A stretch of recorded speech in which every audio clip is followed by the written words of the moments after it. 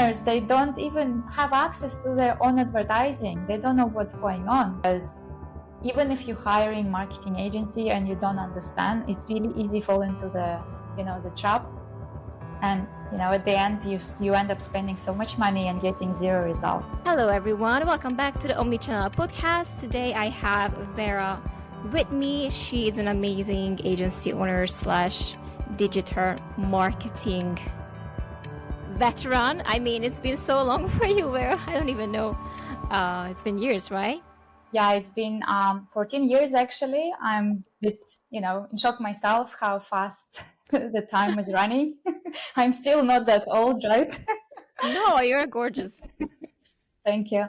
So yeah, I've been in marketing basically most of my life, most of my grown-up life, I would say, and that's all I could do actually. So ask me anything about marketing, I can answer you. So how did you get into marketing? I'm very curious to know. Yeah, my first job was actually when I started as a sales, and the company where I was working, they didn't have any marketing in place at all. And they wanted me to penetrate into different markets in different countries. And without having online marketing, it wasn't possible. And at that time, I had a good opportunity because we had our team for IT. So we built a CRM, in-house CRM, and I was, started to learn marketing, started to implement all the online processes in place, because it was really horrendous when they wanted customers from another countries, but they had like 13 pages agreements to sign. And that's obviously not possible. So we had to implement, it was financial services. So we had to implement a personal area for each client, online signatures for their proposals. And obviously we need to start doing digital marketing. So that's how it's all started. And then I felt like I enjoying it more. So I moved from sales to marketing, and till now I am in marketing. I love that. And what did you originally study? I'm very curious to know. Yeah, originally I studied economics and finance.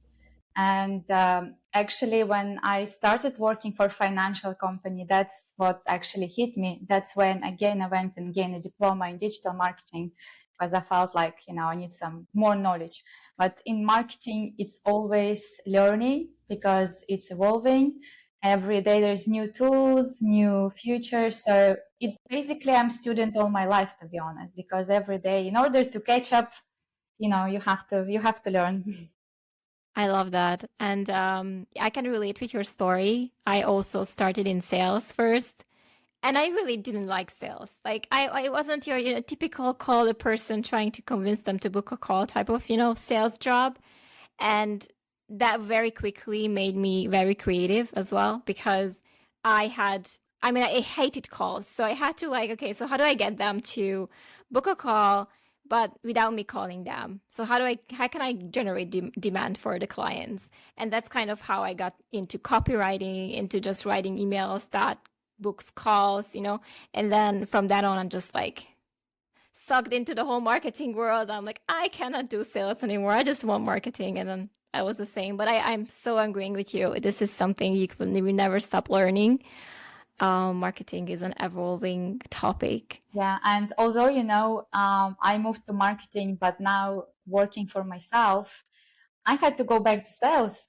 And unfortunately, there's no, if you run your own business, you still need to be involved in sales. And really interesting that at that time I didn't really like it, but now I kind of enjoying it. It's not as hard for me anymore, and I even ended up training some of my customers' staff how to do sales, because unfortunately there was some lack of, marketing is one thing, but if you cannot sell, then marketing is meaningless, Of course. And yeah, I think when you're selling for your own self or for your own agency, it's much easier to do when you're trying to represent someone else. I mean, for me, that was kind of different.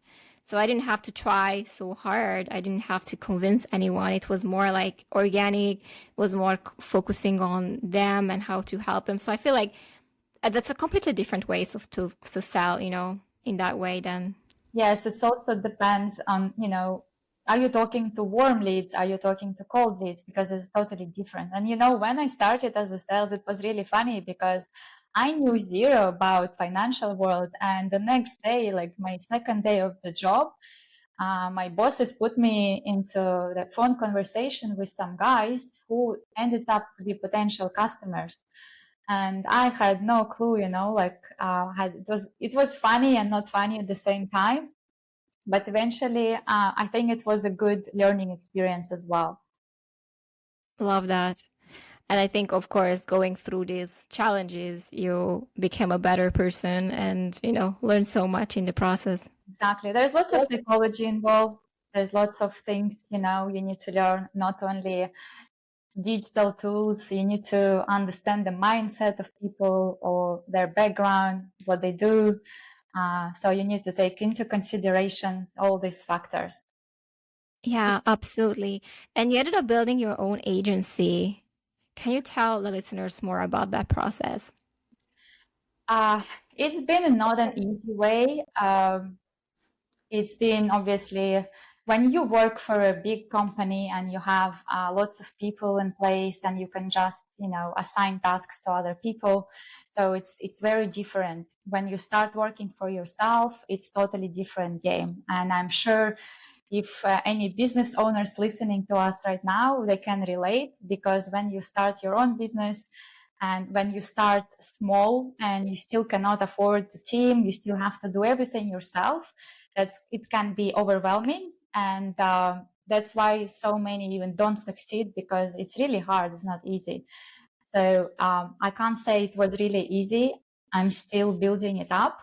But at least I managed to, delegate, automate as much as I can. When was the moment when you realized that you really need to start hiring or delegating, or you cannot sustain this business anymore? I have two young kids, and ending up spending more time with your work than with your kids. That's something you don't want to do, right? And at the end, when we start our business, we want more freedom. But again, many business owners that don't realize that it's not actually freedom; it's a trap you put yourself in. So I think so many people who are listening to us, they could relate. When it comes to hiring an agency, what do you see in your experience that you wish clients would know, or how do we set realistic expectations as far as the results? Yes. So when it comes to agency, and let's talk about like red flags and the green flags, right? Unfortunately, this industry is oversaturated with lots of agencies, and unfortunately, there are lots of agencies who are promising and over promising and under delivering. And unfortunately, lots of business owners, they just got disappointed because they tried. There's two things: they either tried it themselves and they did it wrong and it's failed, or they tried with some marketing agency and they weren't happy, and they don't trust anyone else. So my advice would be always to look at first of all the lack of transparency. Also, don't believe if agency promising to you, get your results tomorrow and get rich in 1 week. That's not gonna work. Be prepared that you also have to do the work, not only agency, because agency can generate your leads, can make your website beautiful, can help you set emails, automation, and all that jazz. But if your employees or you cannot sell, or you don't have processes or sales processes in place, you know, the chances that it may not be succeed. So you cannot blame everything on agency. You have to understand there's lots of work in the background, not only for agency, but for you as well. Another factor I would look at is of the proven track record, because again, there's so many agencies right now. They just established like yesterday and 1 month ago. It could be a few people who just finished some 3 month course and still know zero about marketing, and they already, they're just good at sales, by the way. So don't fall for that. Always ask for proven track record. Always the proposal should be in place, explaining everything what have to be done. Communication, lack of communication is also important. Again, in digital world, it's very easy to fool customers because they don't understand all the technical, terms. So it's very easy to talk and make them believe in something, but you need to set clear expectations straight from the gate. For example, we would never guarantee results because there's nothing in this life you can guarantee, and you can always be realistic and do the audit of the business first before give them any estimation. You need to look at the competition. You need to look at where they're at, how long they've been in the market, look at the positioning, and lots of factors to consider before even give any promises to the business owners. So always look for clarity. Straight from the gate, the agency should explain where you at right now and where you could be in 5-6 months time. And don't fall for shiny objects like we see advertised now on Facebook or social media, where they guarantee your results, guarantee to bring you clients tomorrow. You have to be realistic and understand the whole process. I love those. And just to comment on just red flags or green flags of agencies, I think one of the green flag is definitely the ability to two things. One is to ask the right questions. Like when you have someone in front of you and you know exactly what questions you need to ask or what you need to learn, is already showing a lot of authority and knowledge, because you are just there to figure out whether or not you can help them or this is something that you can take on as an agency. So I think one is that. And the second thing is ability to explain your process. Because if you have done it, I mean, that's a cool thing to test whether or not you have done this work before. If you can clearly explain, like step by step, what will happen, like, you can tell them, okay, first I'm going to be doing my research, like you said, do an audit and then write a proposal, and in a proposal that will be this and this and that, and then once we sign the contract, then we can start taking over your ad accounts, or create you one. Like if you can explain the process clearly and without having like dark areas that you don't cover or like having parts that you don't even say, I think that's a good indication as well that you know what you're doing. Yeah, that's right. And we also happen to have some clients who came to us from other agencies, and turns out they didn't have any clue what's going on, but they were doing Google advertising or SEO, and the other agency never even sent reports to clients, and clients were unaware of what's going on. And so it's so common. I can't explain to you. I can't even describe how frustrating it is. And people come to you and frustrated when they spend like good budgets for like a year without even knowing where the money going to, no reports, no nothing. So I always would like to educate customers and explain to them, especially when it comes to, let's say, advertising or SEO. It's very complicated for them. It's very complicated for a person if they never tried it in the past. So for me, it's always to have a transparency and always explain, and also running advertising from their ad accounts, not from agency ad accounts like some agencies doing, because sometimes what we see that Hostage. customers, they don't even have access to their own advertising. They don't know what's going on. So I think it's really important to explain. And actually, I feel like that would be my next agenda, is to educate business owners, understanding the processes, because even if you're hiring marketing agency and you don't understand, it's really easy fall into the trap. And at the end, you end up spending so much money and getting zero results. I love that you said that. I had calls with clients with the same thing. Like they had no idea what's been going on. They didn't have their own ad accounts. And when they wanted to break the contract, they walked away with all their ads that they have been having, running and generating leads for them for a year. And she was like, well, we don't have anything. We don't have access to our account. We don't know we know the ads, they are gone. They are gone with the agency, and the agency is not communicating with us anymore. So it's just so common. It's insane. It's not cool Yeah. at all. Yeah. Last year we had one client. Some agency were running for them Google advertising. I think they were spending around $3,000 a month. And so when the client wanted to break up with the agency, they didn't want to give them access. And I was wondering why, when I search for them on Google, I can't find them anywhere. And turns out when we finally, we got an access in a different ways. And the money they spent on advertising was only $300, not 3,000. And it's been going on for more than a year. And the lady who approached me, she's like, I have a feeling something is wrong. So she was following her instinct, but she didn't know what's going on. So yeah, unfortunately, that's the industry we are in. So I would really advise for business owners, look who you work with, look at the track records, look how many years they are in the market, what's their experience, who they worked with before, their expertise. Really important, because you don't want your budget, your hard-earned money, to be wasted. Exactly. And just I want to add here, because you talked about transparency and communication. I would say if you can, at least every once a week, you can communicate with your clients, I think that would suffice as an agency.